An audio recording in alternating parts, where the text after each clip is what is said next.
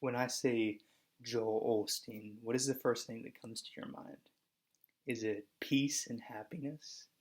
Is it that Osteen smile? Megachurch pastor?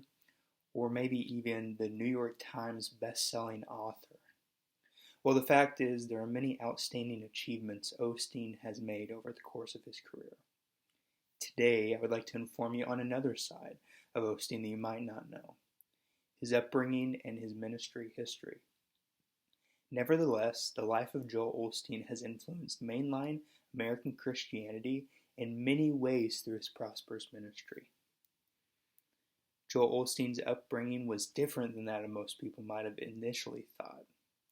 On March 5th of 1963, Joel was born and raised in Houston, Texas by his parents John and Dottie Osteen. His parents were involved in ministry in his early life, exposing Joel to what life looks like in the church. NotableBiographies.com mentions during his high school days, Joel was actually found to be naturally shy rather than outgoing or extroverted.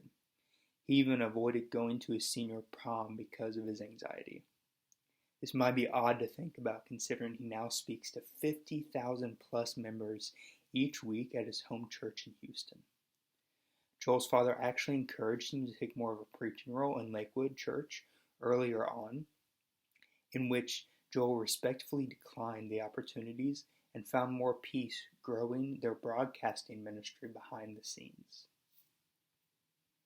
JoelOsteen.com tells us that John Osteen passed away in 1999, in which Joel stepped up as lead pastor of Lakewood Church and began preaching regularly.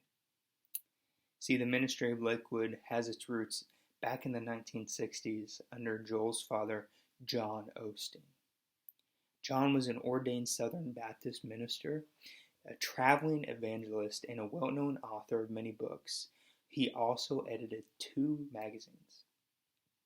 According to historymagazine.org, John later would start his own church where he grew the numbers to 5,000 members within just the first 20 years. Although John was ordained as Southern Baptist, Lakewood was non-denominational with a heavy charismatic influence.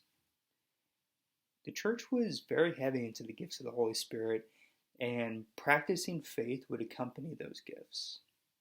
See, NotableBiographies.com also mentions Joel was currently attending Oral Roberts University while this was happening. He was on track to earn a broadcast communications degree, but moved back home before ever finishing his degree to help grow Lakewood's televangelist ministry, in which he did this for 15 years. When Joel took over as head pastor in 1999, Lakewood saw tremendous growth through his preaching style, mimicking hints of his father's word of faith-based message with a general prosperity message attracted many in the Houston metro area.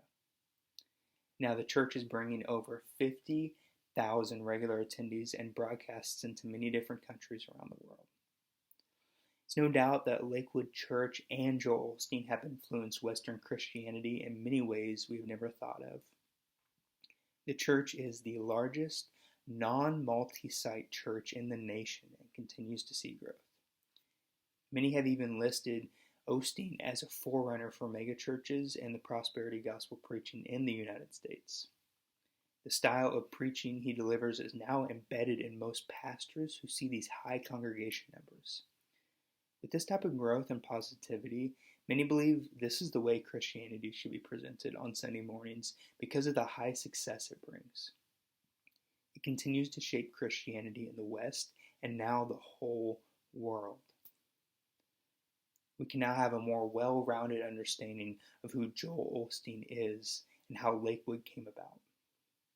We can remember a few things the next time we hear about that Houston megachurch and the pastor. First, that Joel dealt with anxiety and shyness until taking the pulpit in the late 90s. Second, that Lakewood was steadily growing since its foundings in the 60s. And lastly, they both have a tremendous impact on the Western view of Christianity and around the whole world. Thank you guys for listening to my speech.